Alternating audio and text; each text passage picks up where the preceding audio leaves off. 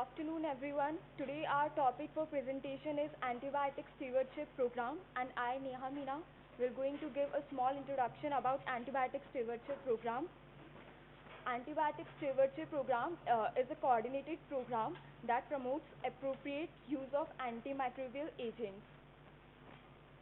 The term stewardship was first used in 1996 while drawing attention to urgent need of addressing the rapidly growing problems of antimicrobial resistance in hospitals.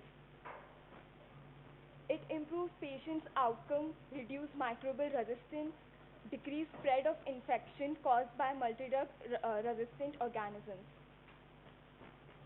It is the optimal selection of drug, dosage and duration of antimicrobial treatment that result in best clinical outcome for treatment or prevention of infection with minimal toxicity to the patient and minimal impact on subsequent resistance. Afternoon everyone. I, Neha Shekhawat, will present you to the problems to antimicrobial resistance. Antimicrobial resistance refers to the unresponsiveness of microorganism to antimicrobial agents. There can be resistance can be of two types: natural and acquired resistance.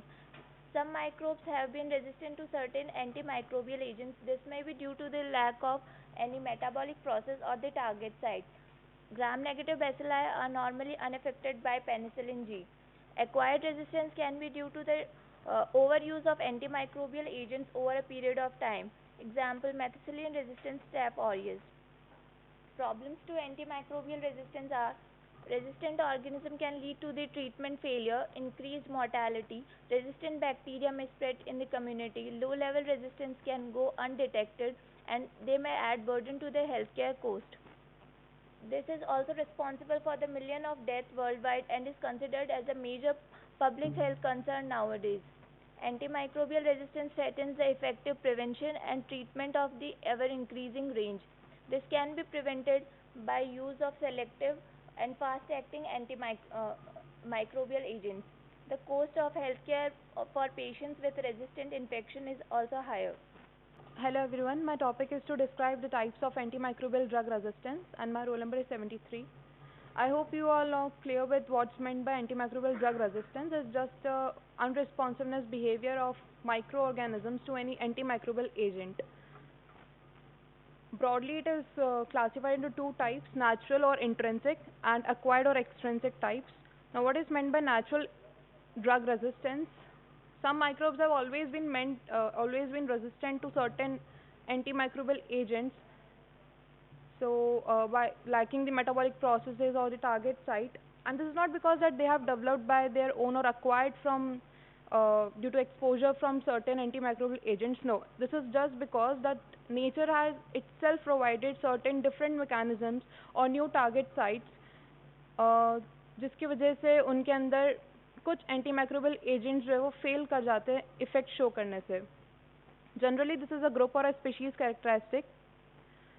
Examples are, as I have shown, that gentamicin, which is an aminoglycoside, it has no effect. It can't inhibit the anaerobes because mechanism of aminoglycosides requires the presence of oxygen. Second, the gram-negative bacilli unaffected by penicillin G. And same with the Mycobacterium tuberculosis. It has no effect on tetracyclines. Okay, tetracyclines have no effect on Mycobacterium tuberculosis. Secondly, acquired and extrinsic drug resistance. ये वो होता है जिसमें पहले microbe जो है वो किसी एक ड्रग को लेकर के सेंसिटिव था, but due to over use या फिर लंबे समय के यूज़ के बाद उसने एक अपने अंदर रेजिस्टेंस पावर डेवलप करा, जिसके वजह से अब वो उस एंटीमाइक्रोबियल एजेंट के लिए डिसेंसिटाइज्ड हो चुका है. They have developed a resistance which we understand as the acquired drug resistance. Some of the bacteria like Staphylococcus, coliforms, tubercle bacilli, they are ill-famed for having the rapid acquisition of resistance. If I talk about gonococci, they also acquire rapid resistance towards the sulfonamides, but slowly and of low grade to penicillin. Resistance may be developed either by mutation or a gene transfer, which we consider as a genetically based modifications, which ultimately will lead to the biomechanical basis. Another type is the cross-drug resistance. And what is this cross-drug resistance?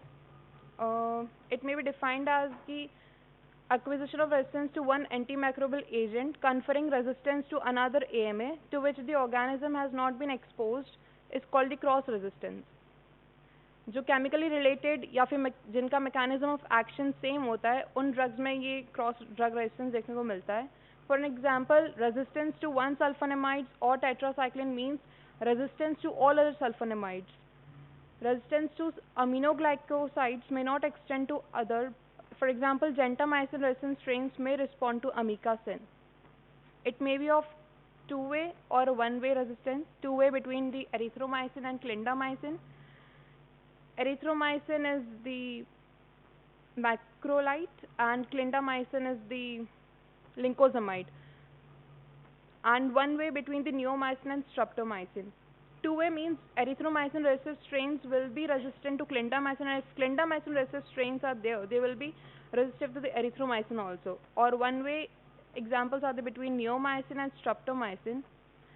Enterobacteriaceae group of species are resistant to neomycin, so they will be resistant to streptomycin also. But if streptomycin resistant Enterobacteriaceae group of species will be susceptible to neomycin.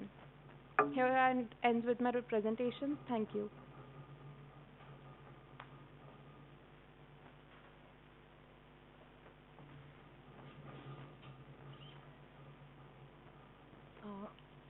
Good afternoon, everyone. My topic is WHO aware classification of antibiotics. So this is a classification given out by WHO. The aware stands for A for axis, WA for Ma'am, 74 is absent.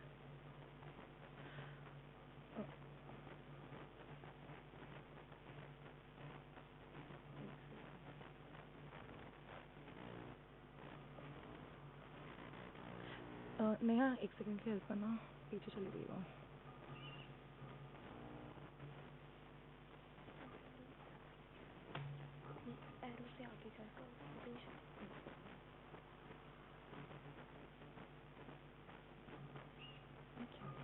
The A stands for axis group, WA stands for watch group, and RE stands for reserve group. So, a mild introduction. To assist the development of tools for antibiotic stewardship at local, national and global levels and to reduce antimicrobial resistance, the axis, watch, reserve classification of antibiotics was developed, where antibiotics are classified into different groups to emphasize the importance of their appropriate use. This classification is intended to be used as a tool for countries to better support antibiotic monitoring and stewardship activities. It is not intended as model for the inclusion of antibiotics on national essential medicine list. So the first group is axis group antibiotics. This group includes antibiotics that have activity against a wide range of commonly encountered susceptible pathogens, while also showing lower resistance potential than antibiotics in the other groups. So these antibiotics have a lower chance of being resistant, and they also act on a large number of pathogens at once. Selected axis group antibiotics are recommended as essential first or second choice empiric treatment options for infectious syndromes reviewed by the EML expert committee and are listed as individual medicines on the model list of essential medicines to improve access and promote appropriate use. The second group in the classification is a watch group of antibiotics. So the difference here is that they have comparatively narrow range of pathogens on which they work on, and also they have a slightly higher resistance potential compared to the axis group of antibiotics. This group includes antibiotic classes that have higher resistance potential and includes most of the highest priority agents among the critically important antimicrobials for human medicine, and or antibiotics that are at relatively high risk of selection of bacterial resistance. These medicines should be prioritized as key targets of this program and monitoring. Selected watch group antibiotics are recommended as essential first or second choice empiric treatment options for a limited number of specific infectious syndromes. The last group, which is the reserve group, this group includes antibiotics and antibiotic classes that should be reserved for treatment of confirmed or suspected infections due to multi-drug resistance organisms. So, as we can see, it is called the reserve group. So, this group of antibiotics has medicines which should not be given to a patient until and unless you're confirmed that the patient has a specific problem to which this specific drug would only apply. Because we cannot risk resistance towards towards these medicines. Reserve group antibiotics should be treated as last resort options. Selected reserve group antibiotics are listed as individual medicines on the WHO model list of essential medicines when they have a favorable risk-benefit profile and proven activity against critical priority or high priority pathogens identified by the WHO priority pathogens list. For example, notably carbapenem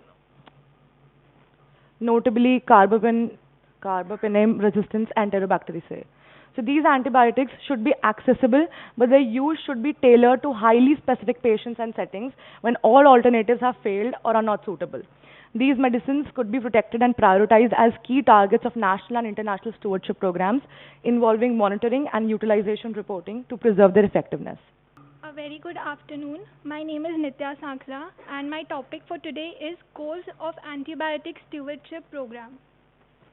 As we have already seen, we need ASP in order to promote appropriate use of antimicrobial agents to improve patients' outcome and to reduce the development of multi-drug resistance. In order to make this program successful, we need to achieve three main goals. As you can see, first goal is to work with healthcare professionals. Second is to prevent overuse, misuse, and abuse of antimicrobial agents. And third is to minimize the development of antimicrobial resistance.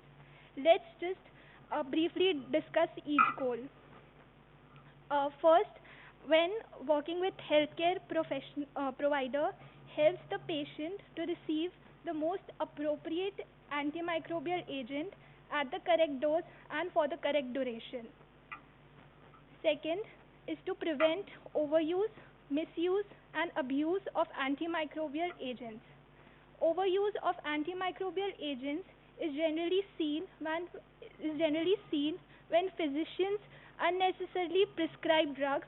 For example, any abscess caused due to bacteria can be easily treated by surgically draining it.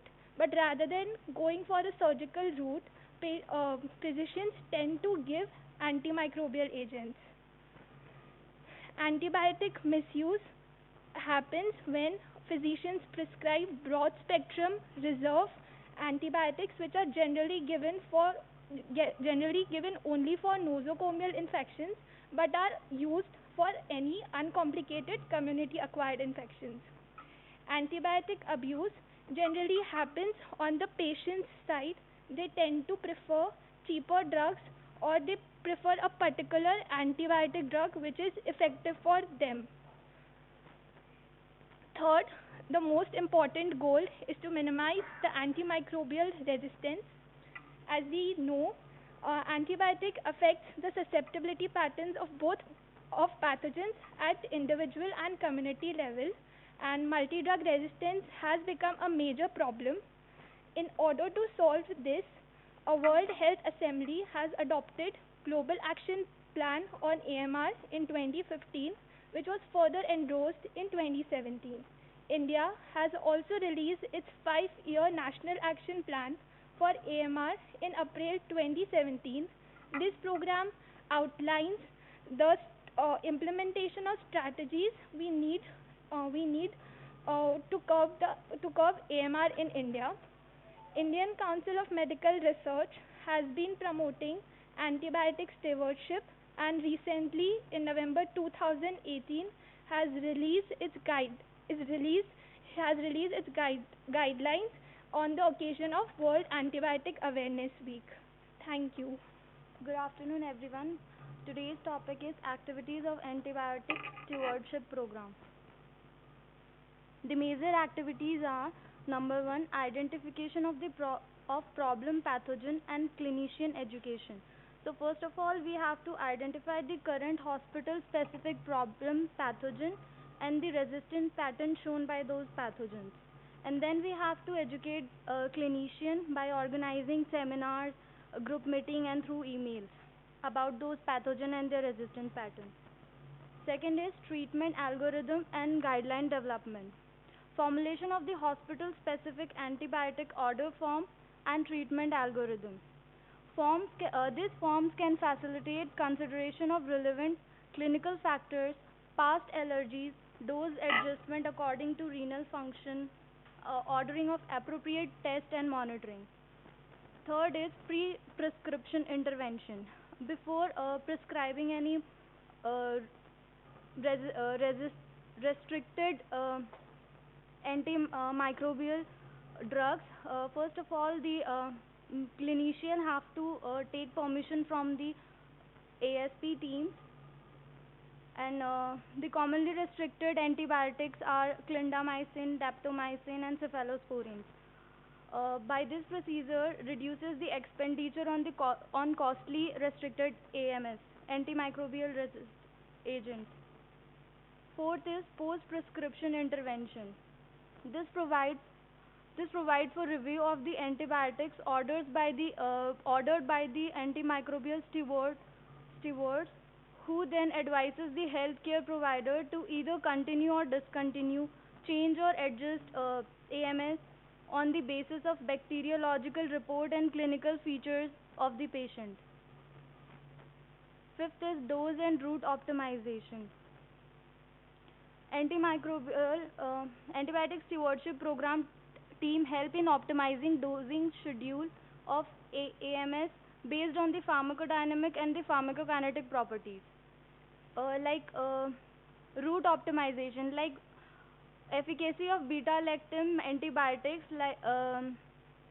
maximized when they are slowly IV infusion is given 2 to 3 times daily, because the bacterial killing of this AMS depends on the percentage of the time the antibiotic concentration remain above the MIC, that is minimum inhibitory concentration of the organism. A very good afternoon, everyone. My name is Prachi Kateva, and my topic is benefits of antibiotic stewardship program.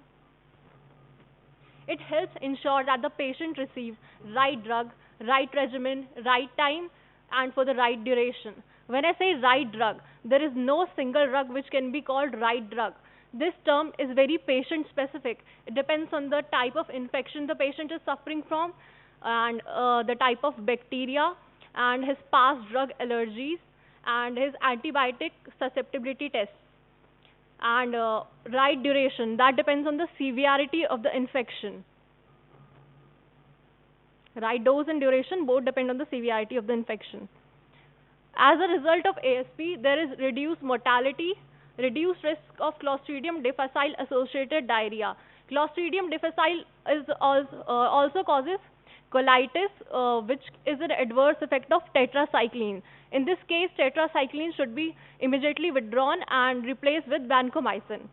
It also ensures shorter hospital stays, reduced overall antimicrobial resistance, decreased antibiotic exposure, minimize toxicity and other adverse effects, reduce the cost of healthcare for infection, limit the selection of antimicrobial resistant strains. For clinicians, knowledge of local drug resistant rates improve the selection of empirical antibiotics prior to return of culture and susceptibility testing. Early administration of effective antibiotics can be life-saving in conditions like sepsis. Prevention of antibiotic-related drug interactions, for example, interaction between some orally administered fluoroquinolones and certain vitamins, can be prevented.